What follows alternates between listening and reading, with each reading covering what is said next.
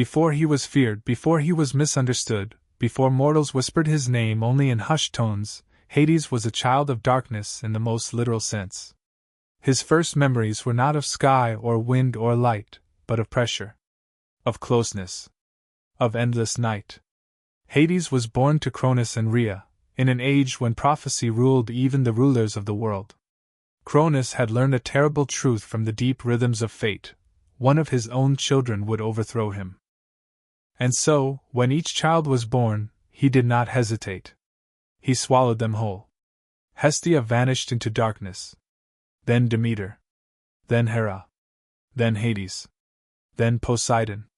Each god entered not death, but suspension, alive, aware, trapped in a timeless prison where no breath moved and no voice echoed. For Hades, this was not merely confinement. It was formation. While his siblings clung to one another, Hades learned something else entirely. He learned patience. Inside Cronus, time had no meaning. There was no day to follow night, no sound to break the stillness. In that vast inner void, Hades grew inward. He did not dream of escape. He did not rage. He watched. He listened. He endured. When at last Zeus, the youngest son, rose against their father and forced Cronus to release the swallowed gods, the moment of rebirth was violent and blinding. Light crashed into Hades like a foreign weapon. The sky was too wide. The wind too loud. The world felt exposed. Unlike his brothers, Hades did not rejoice. The war that followed, the long, shaking struggle between Titans and Olympians, was not merely a clash of strength. It was a war of realms yet to be claimed. Guided by ancient forces, Zeus freed the Cyclopes from the depths of Tartarus, and from them came gifts of terrible power. To Zeus, the thunderbolt. To Poseidon, the trident. And to Hades, a gift no less formidable: the helm of darkness. A crown that erased presence itself. When worn, Hades did not become invisible. He became unfindable, unremembered, untouchable by sight, sound, or expectation. It was a weapon suited not for chaos, but for inevitability. During the war, Hades moved unseen. Titans fell without knowing who struck them. Fear followed him like a shadow that could not be cast. And when Cronus himself was defeated and bound, Hades did not celebrate. He watched his father fall, the same father whose body had been his first world, and felt no triumph. Only closure. When the war ended, the cosmos had to be divided. Zeus took the sky. Poseidon claimed the sea. And Hades was given what remained: the realm beneath all things. The Underworld. Some would later say this was a punishment. Others would call it exile. But the truth is quieter, and far more revealing. Hades chose it. The Underworld was not fire and torment when he first descended. It was vast, silent, unfinished. A realm without form, without order, without judgment. Souls drifted like mist, either rewarded nor condemned. There was no structure. No law. Only endless arrival. To Hades it felt familiar. Here, there was no blinding sun. No roaring storms. No endless feasting or petty rivalries. Here, things stayed where they belong. Everything that fell eventually came here. Kings and beggars alike. Heroes and cowards. Time brought all things to the same door. Hades did not rule with rage. He ruled with boundaries. He shaped the underworld slowly. Rivers were defined: Styx, Acheron, Lethe, each marking a passage no soul could cross twice unchanged. Gates were built, not to trap the dead, but to separate the living from what they were never meant to rule. Judges would come later. Keepers. Laws. Not cruelty. Order. Unlike his brothers, Hades did not wander the world seeking admiration. He did not disguise himself to test mortals. He did not demand temples on every hill. His name was enough. His absence from the surface was deliberate. The living feared him because they misunderstood him. To mortals, Hades became death itself. But death was never his domain. Only what followed. He did not kill. He received. He did not pursue souls. He housed them. And yet, in all this structure, there was one thing the Lord of the Dead could not command: companionship. The underworld obeyed him absolutely. Every shadow bent to his will. Every oath sworn in his name carried eternal weight. But there were no equals in his realm. No laughter. No voice that spoke to him without fear or formality. Immortality, it turns out, does not cure loneliness. It sharpens it. And so, as ages passed and the world above bloomed with life and harvest and song, Hades began to look upward, not with envy, but with longing. Not for power, but for balance. For someone who could stand beside him, not above or below. Someone who could walk between worlds. That longing would one day reach the surface. And when it did, the earth itself would answer. But that is a story for another descent. Down in the realm beneath the roots of every mountain, Hades sat in a palace that did not glitter. It did not need to. His halls were carved from the oldest stone, the kind that remembers the first footsteps of the world. Columns rose like frozen shadows. Quiet ruled here the way sunlight ruled Olympus, naturally, effortlessly, without argument. In the underworld, everything had a place, and everything eventually arrived. The Lord of Silence had built an empire of order. Rivers ran in their channels. Gates held firm. Oaths carried weight. The dead drifted in, and the dead stayed. Not because they were chained, but because the law of nature itself had a single direction. And yet, for all that inevitability, the king was alone. That loneliness did not scream. It did not slam doors. It did not make spectacles. It simply sat with him, like a second throne no one could see. Hades listened to the underworld the way other gods listened to prayers. He listened to the soft shuffle of shades, the far-off murmurs of the newly arrived, the faint, slow current of the rivers that circled and separated and washed memory thin. He listened to the pauses between sounds, because here, pauses were sacred. But even silence can become crowded when you live inside it forever. So sometimes, when the underworld was settled and the gates were secure and the souls were drifting in their misty patience, Hades would rise from his seat and climb the long paths that led upward, not to the bright lands of Olympus, but to the seams between realms. The cracks in the world where roots reached down and darkness reached up. He did not go to spy. He did not go to steal joy from the living. He went to remember what life felt like. And that was how he began to notice her. Not at first as a person. At first as a change. A shift in the air above the earth. A tremor of laughter that did not belong to any single voice, because it made the wind seem younger. A scent of blossoms that did not drift downward by accident, but arrived like a messenger. The goddess of spring. Persephone. She was not the most powerful of the gods. She did not command storms, or the sea, or the sun. But she carried something that even Zeus could not forge: renewal. When she moved through a field, the world looked as if it had been forgiven. Hades watched her from the shadows of the boundary, not with hunger, but with something far more dangerous. Wonder. He had seen beauty before. Of course he had.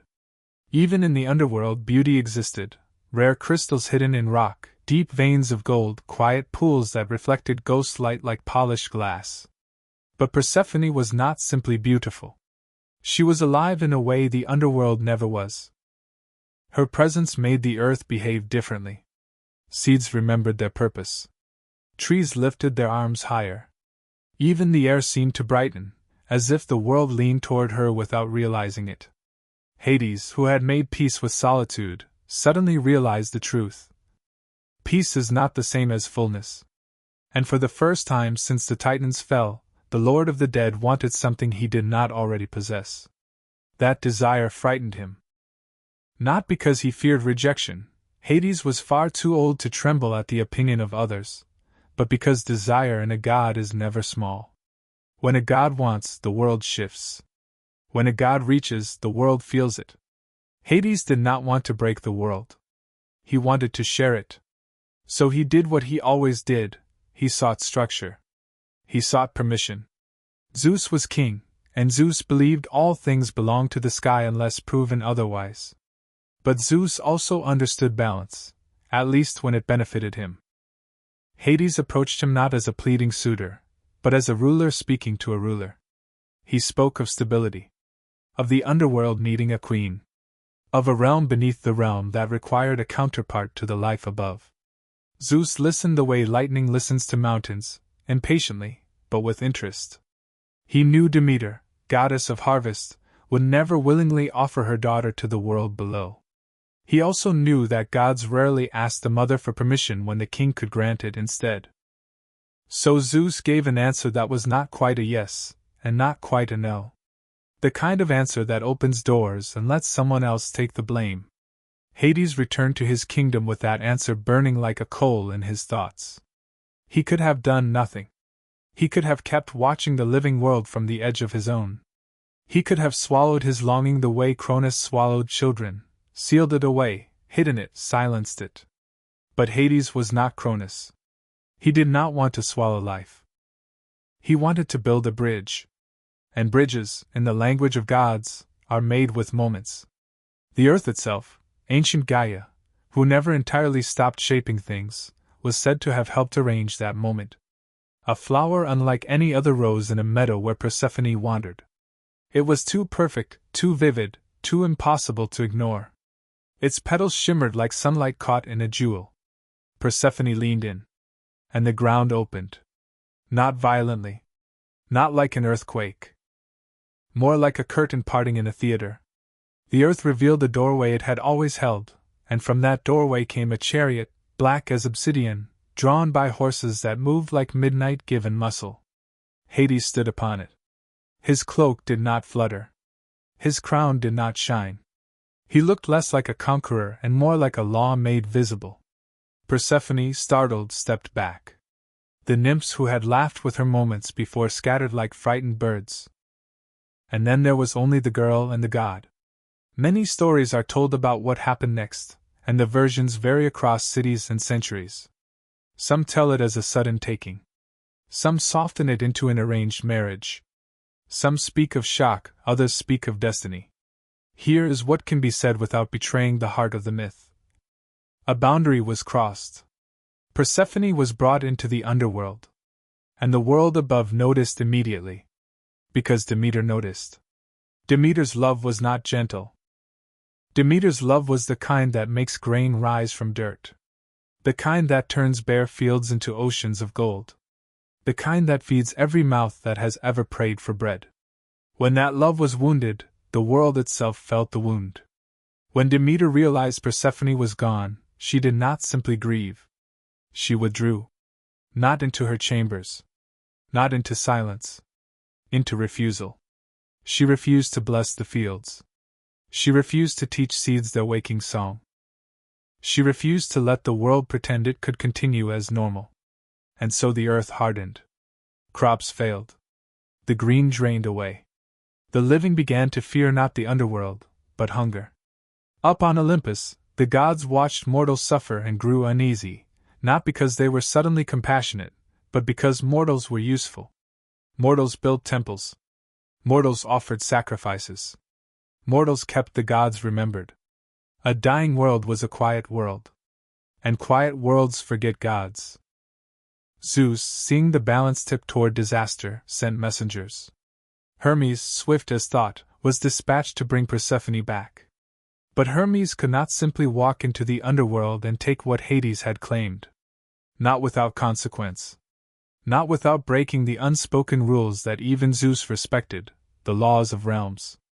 Hermes descended to Hades' kingdom like a bright coin falling into deep water. Light did not follow him far. His sandals made no sound on the stone. His cheerful spirit dimmed in the hush of that place. Hades received him in the palace. Not angrily.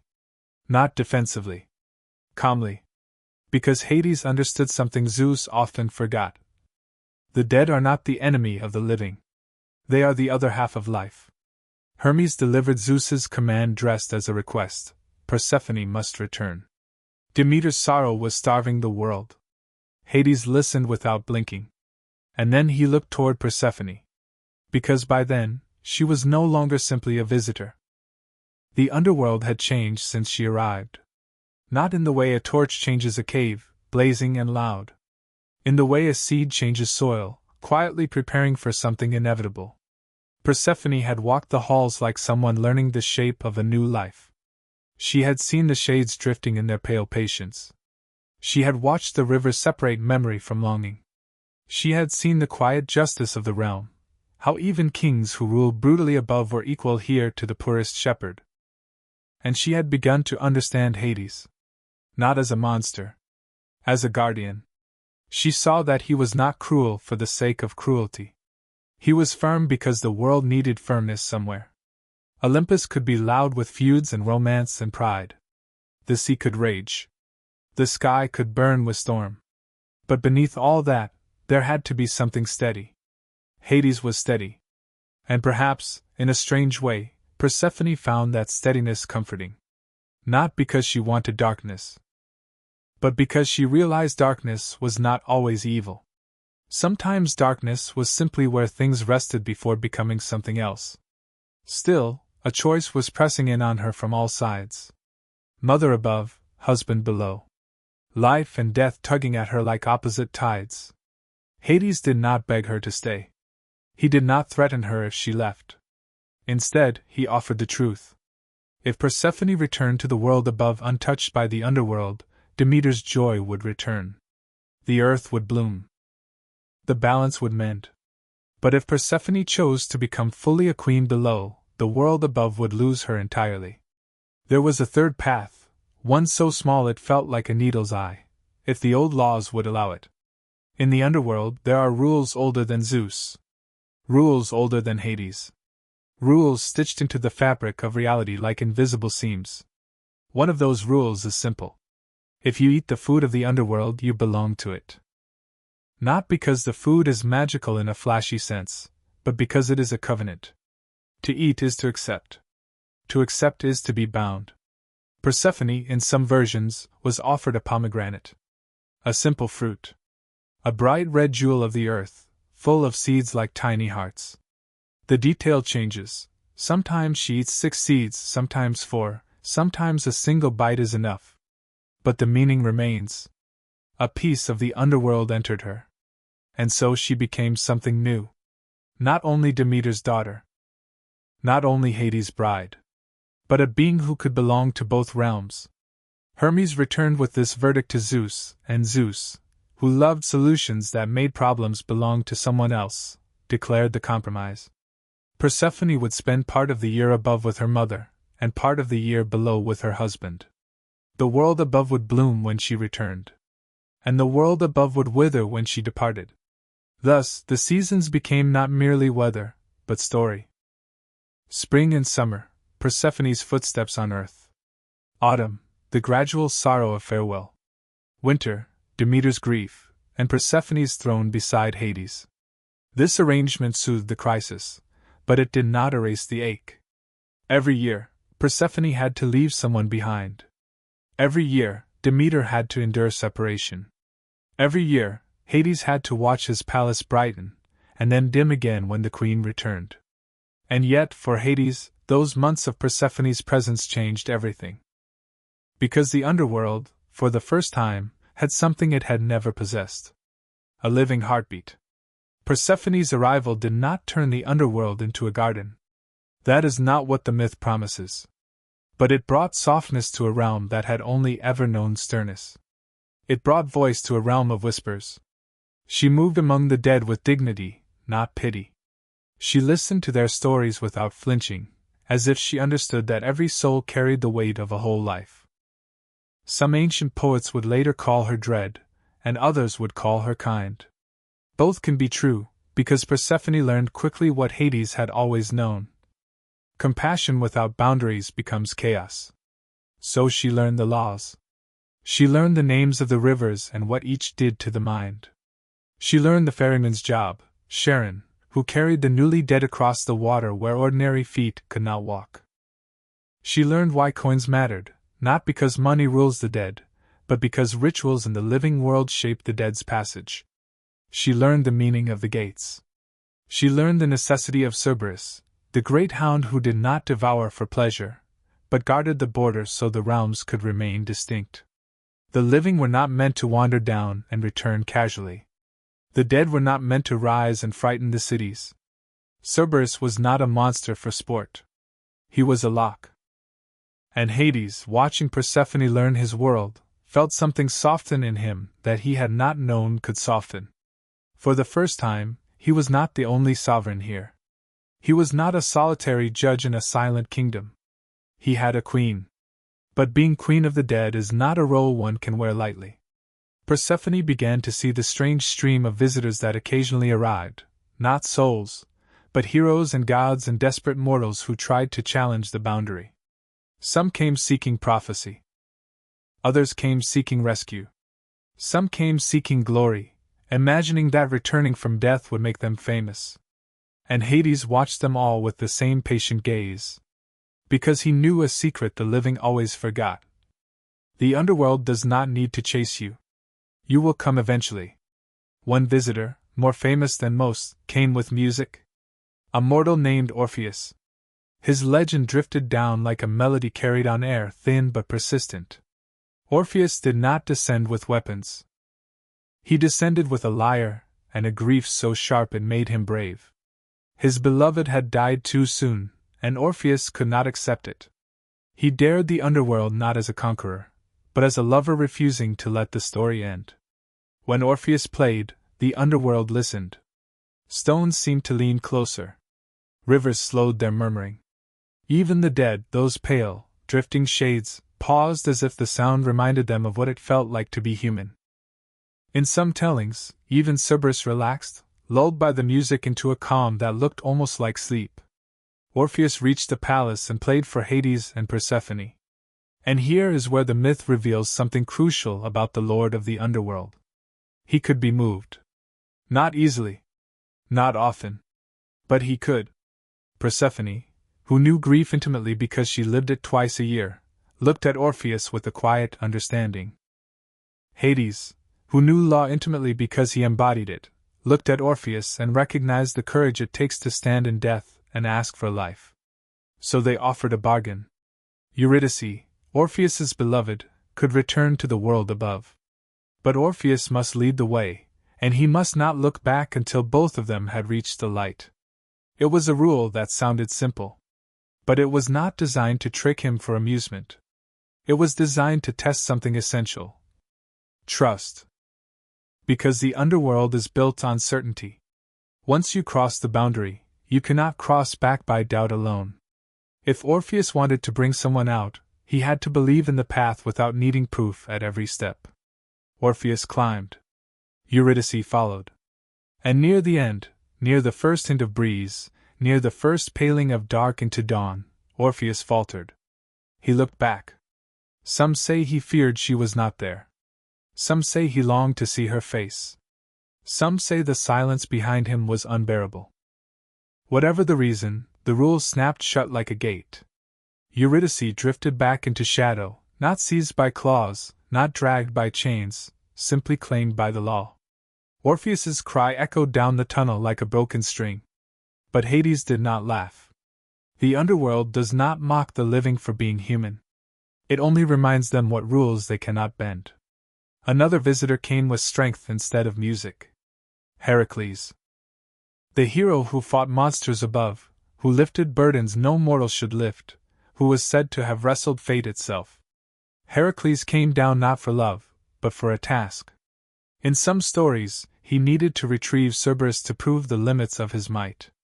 Imagine that moment, a living man standing in the hall of the dead, demanding to borrow the lock on the door of reality.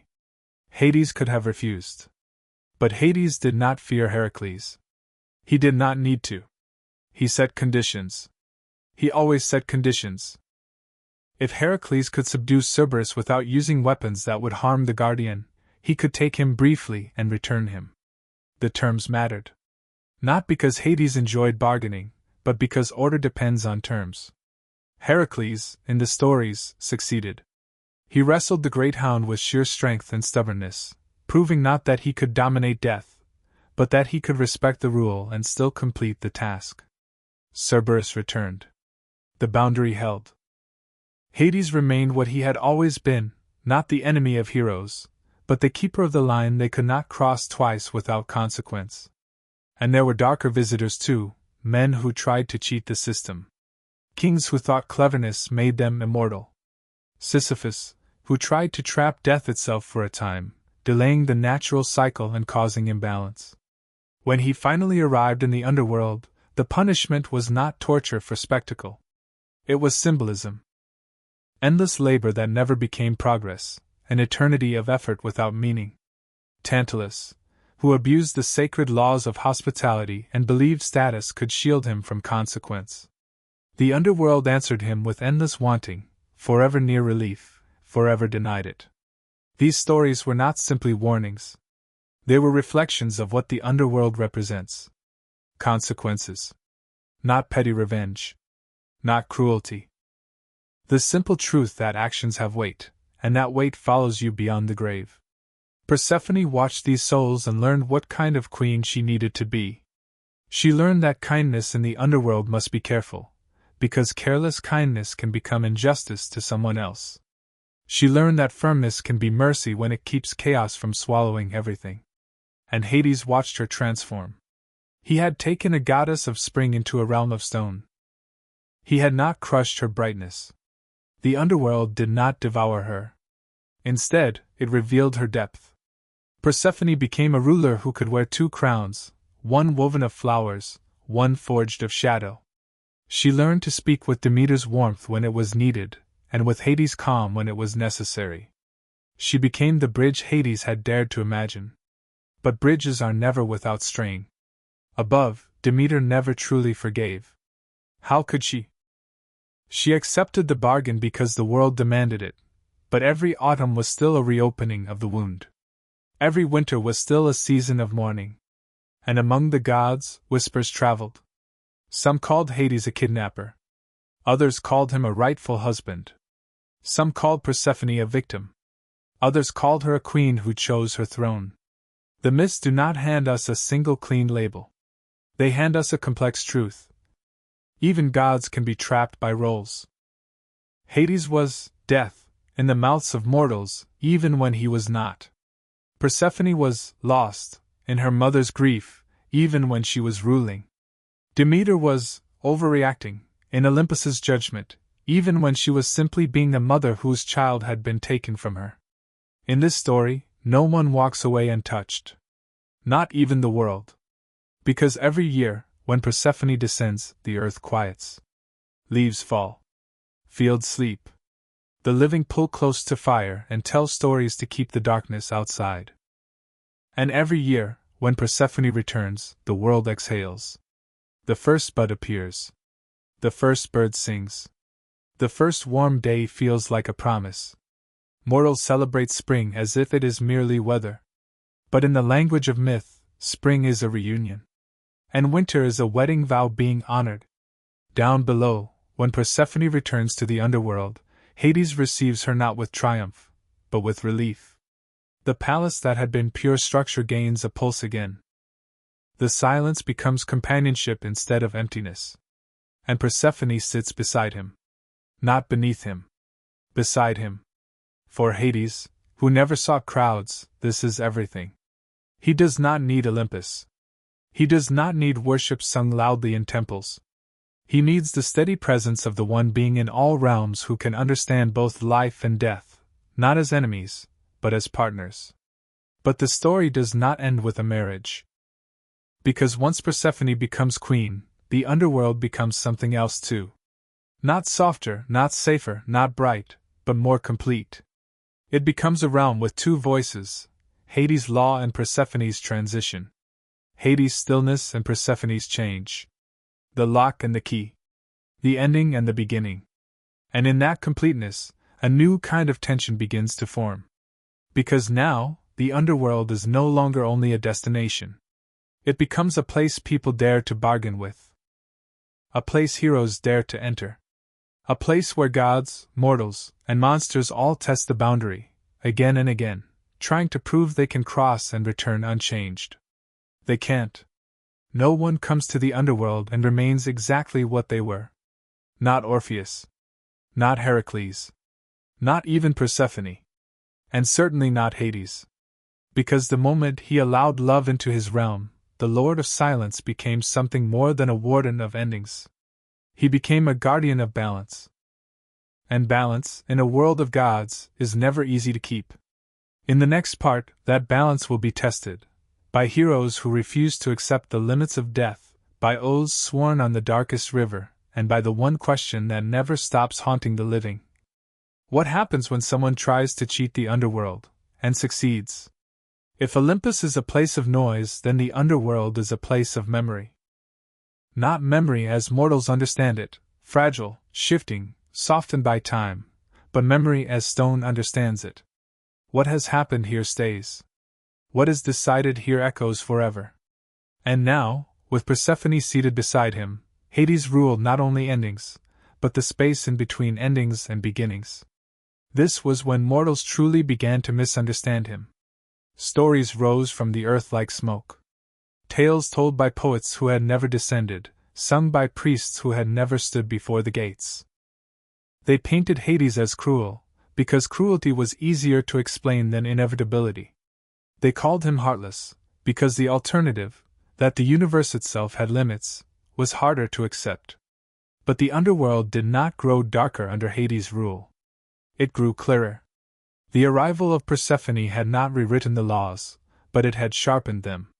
Where once the dead drifted without direction, now there was order. Judges emerged, ancient, impartial figures who weighed lives not against perfection, but against intention. Most souls were neither punished nor rewarded. They simply existed, as most lives do. Only a few were set apart. And those few became lessons. Above the earth, kings still believed cleverness could defeat consequence. They watched the seasons change and told themselves the underworld was distant, abstract, negotiable. They told themselves death happened to others. One such king was Sisyphus. Sisyphus was not powerful. He was not beloved. He was clever, and he believed cleverness made him untouchable. He tricked travelers. He betrayed guests. He treated oaths like tools to be used once and discarded. Worst of all, he tried to trap death itself. For a time, the world above celebrated him without knowing why. No one died. No funerals were held. No graves were dug. It felt like a miracle. It was not. Life without death became chaos. The sick could not rest. The wounded could not heal. The world began to choke on its own refusal to end things. When Sisyphus finally arrived in the underworld, dragged there by the weight of his own schemes, Hades did not roar. Persephone did not scream. They listened. And then they chose a punishment that fit not his crimes, but his nature. Sisyphus was given a stone and a hill. Push, climb, fail. Again. Forever. Not because Hades delighted in suffering, but because Sisyphus' life had been defined by effort without wisdom. He believed motion was progress. The underworld taught him the difference. Other souls watched. They learned. Another name echoed through the halls, Tantalus.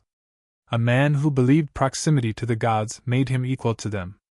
He abused hospitality, violated trust, and treated sacred bonds as jokes. His punishment was not pain for pain's sake. It was desire without fulfillment. Food just out of reach. Water that vanished when touched. An eternity of almost. Because that is what he had done to others, offered trust, then withdrawn it at the last moment. The underworld mirrors. It does not invent. As these stories filtered upward, fear followed them. Mortals began to whisper Hades' name like a curse. They avoided speaking it aloud, believing silence might spare them his attention. Hades noticed. And he found the irony almost unbearable. He was the one god who did not intrude on their lives. The one god who did not demand worship, who did not disguise himself to test them, who did not appear in dreams to stir desire or fear. He waited. Still, mortals blamed him for the certainty they could not escape. Persephone, hearing these whispers through prayers and rituals, understood something Hades had always known but never named. The living do not fear death. They fear losing control. And so heroes came. They always do. Heroes are mortals who believe the rules apply to everyone else. One such hero, the greatest of them all, returned again and again in songs: Heracles. Heracles had already descended once, wrestled Cerberus, and returned alive. That alone was enough to convince mortals that the underworld was a challenge, not a boundary. But Hades knew the truth. Heracles had not conquered death. He had borrowed something under strict conditions. And he had returned it. That distinction mattered. Yet others ignored it. They came seeking prophecy. They came seeking resurrection. They came seeking shortcuts. Each arrival chipped away at the idea that the underworld was final. Persephone began to sense a subtle imbalance. Not in the souls. In the living. They were becoming careless with death, treating it like a door instead of a wall. And walls, when treated like doors, eventually collapse. So Hades did what he had always done when the balance wavered. He reinforced the law. Not with thunder. Not with plague. With oaths. The river Styx had always flowed through the underworld, dark and slow, binding promises made upon it with consequences no god could ignore. Even Zeus respected Styx. Even the Sky King feared the punishment of breaking an oath sworn on its waters. Hades elevated the river's role. From then on, divine agreements were sealed there. Mortal bargains whispered in desperation were heard. Promises made lightly became chains. The message spread quickly among the gods. The underworld was not passive. It was watching. And then there was Orpheus. Long after his failure, his songs still lingered in the halls. Persephone remembered him. Hades remembered him too, not with anger, but with respect tinged by sadness. Orpheus had proven something essential. The underworld could be moved. But it could not be undone. This distinction became Persephone's lesson to every soul that begged for exceptions. She did not harden herself to their pain. She simply learned that if exceptions became common, law would vanish. And without law, the dead would have no rest. Above, winter came and went. Spring returned. The cycle held. But something else began to shift.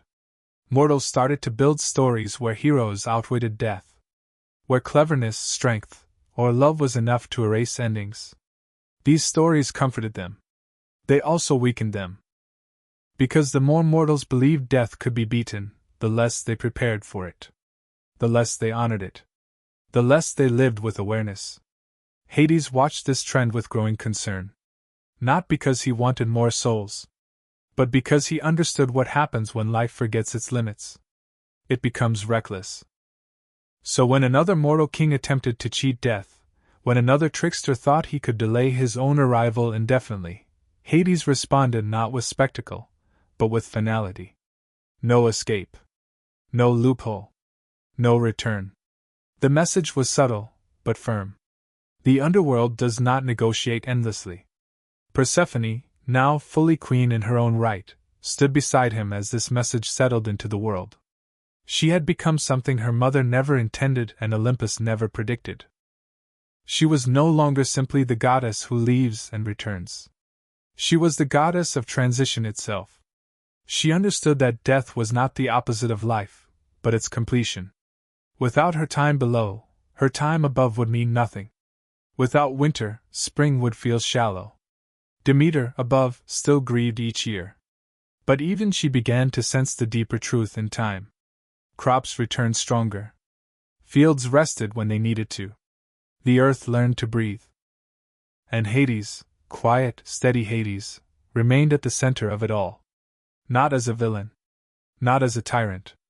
But as a necessary truth the universe could not function without. The dead rested because he kept order. The living thrived because endings existed. The seasons turned because a goddess could walk between worlds. Yet even now, tension simmered. Because there is one thing more dangerous than a mortal who tries to cheat death.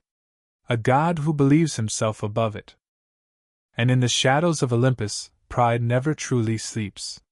In the final part, the balance Hades has guarded since the fall of the Titans will be tested not by mortals, but by the gods themselves. When oaths are broken, when boundaries are challenged, and when even the Lord of the Dead must confront what it truly means to rule forever. In the end, the greatest test of Hades did not come from mortals. Mortals break rules out of fear. Mortals cheat death out of love or panic or pride. Gods break rules out of certainty.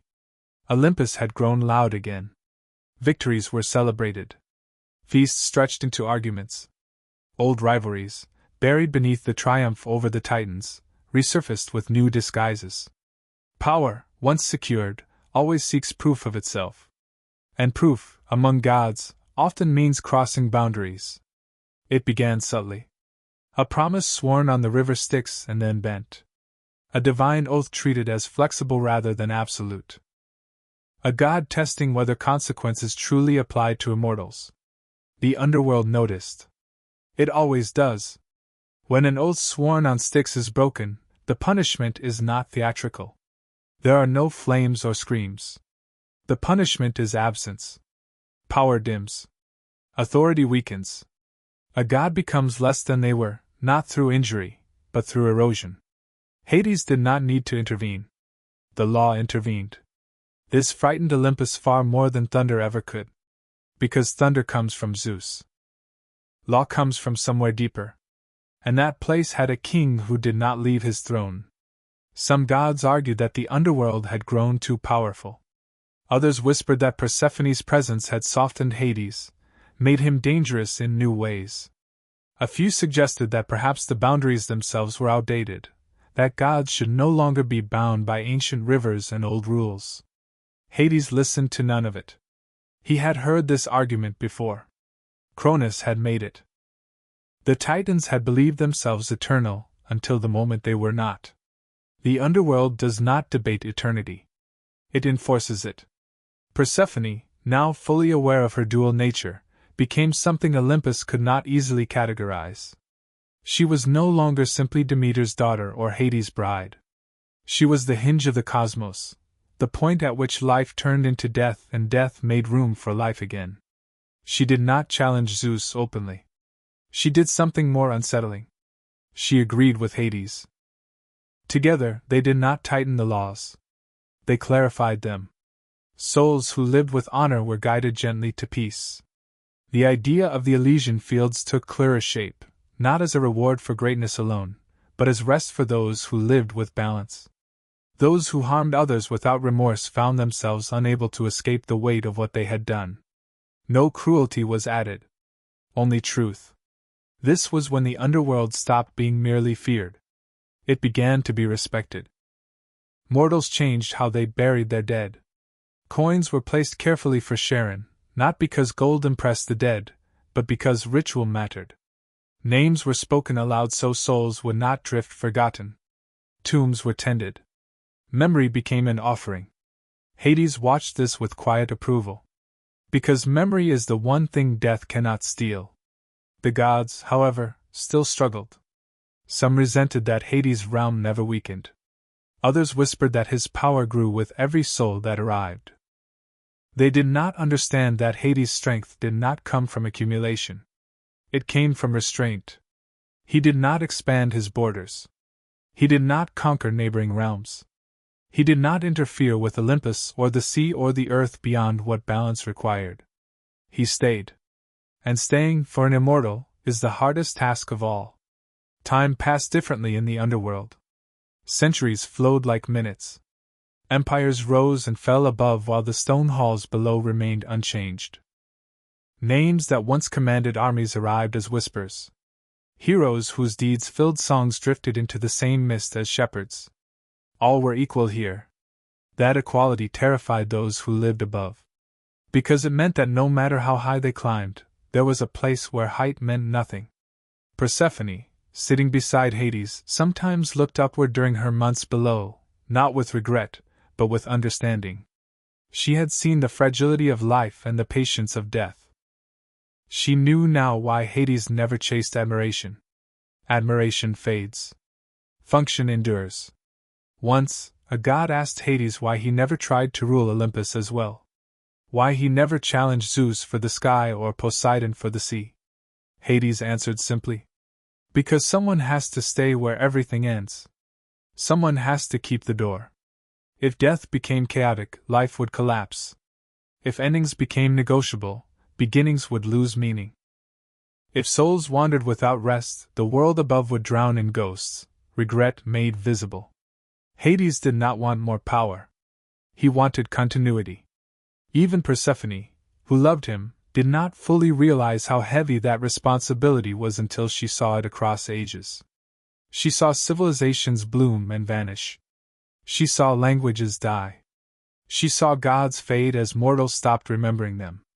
And through it all, Hades remained. Not unchanged, but unwavering. There came a time when mortals began to imagine death as something else entirely. Some believed it was freedom. Others believed it was punishment. Still others believed it was nothing at all. Hades allowed them their interpretations.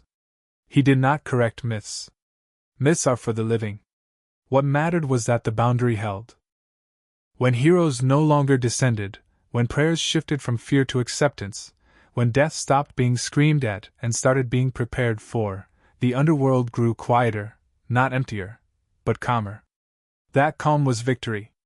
Persephone eventually learned that her mother's grief had softened too, not vanished, never vanished, but matured. Demeter learned to love the seasons as a cycle rather than a loss. Harvests became rituals of gratitude, not guarantees. And in that shared understanding, the cosmos found a rhythm that did not require constant war. Hades did not write this victory into the sky. He did not demand statues. He sat on his throne. Cerberus guarded the gates, not snarling, but alert. The judges weighed souls. The rivers flowed. The dead rested. The living lived. This is the final truth the myths leave us with. Hades is not the god who takes life. He is the god who makes room for it to end. Without him, nothing would ever stop. Without stopping, nothing would ever begin again. He is feared because he is honest. Misunderstood because he is quiet. Respected because he never leaves. While other gods chase glory, Hades holds the line. And when the last prayer is whispered, when the last hero falls, when even the gods themselves fade into story, there will still be a throne beneath the world. And a king upon it. Not waiting. Working.